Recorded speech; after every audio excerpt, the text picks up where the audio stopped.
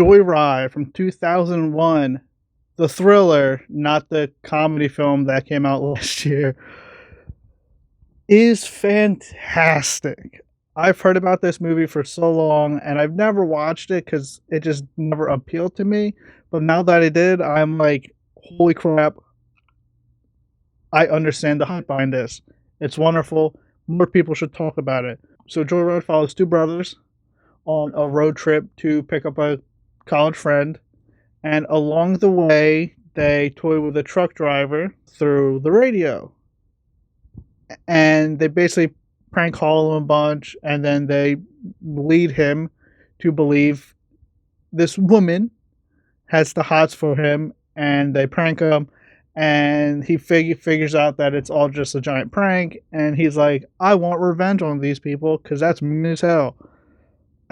There's more to it, but that's the general gist of it, and it's fantastic.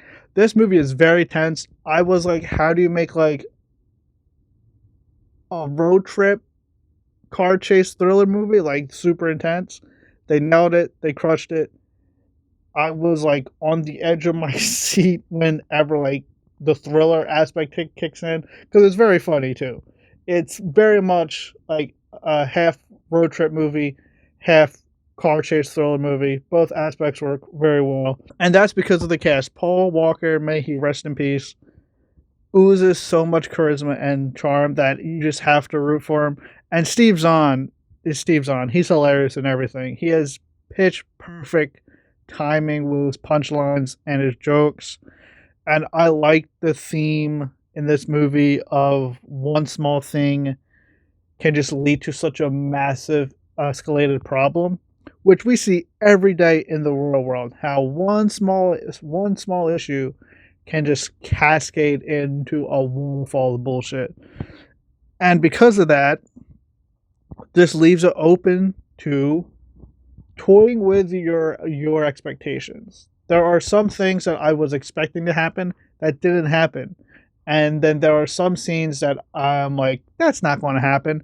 That it does happen. And I'm like, yo, this film is actually pulling off these twists and turns throughout and doing it very well.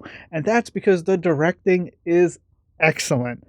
It has a very pleasant use of color, specifically in motel scenes. And the director shoots it very tight indoor when need be to make it claustrophobic, to make it more anxiety and more intense and make you breathe heavy. And when they're driving, like the road trip scenes, he shoots in all wide angles, so you get the gorgeous landscape, the characters, the car, everything all in one.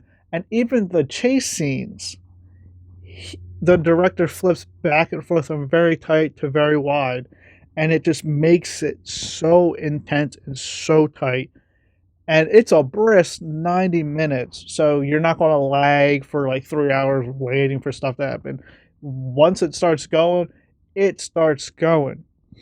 Now, the negatives. It's very much a product of its time because the characters use road maps, they follow street signs, there's the CB radio.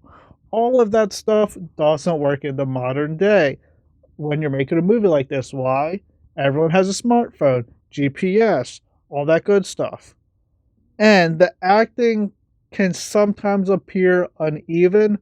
I know I gave Paul a ton of praise, but Paul Walker, he's always been uneven. Sometimes he's excellent, and sometimes you're like, that could have done a second take. But for the most part, the acting is pretty good, but just some scenes, it's a little uneven. But yeah, Joyride, I love this movie. I did not expect to love it like I did, but this film is a banger. Great A, big W. But like always, thanks for watching. Feel free to like, comment, subscribe. Keep being good people. Keep on rocking.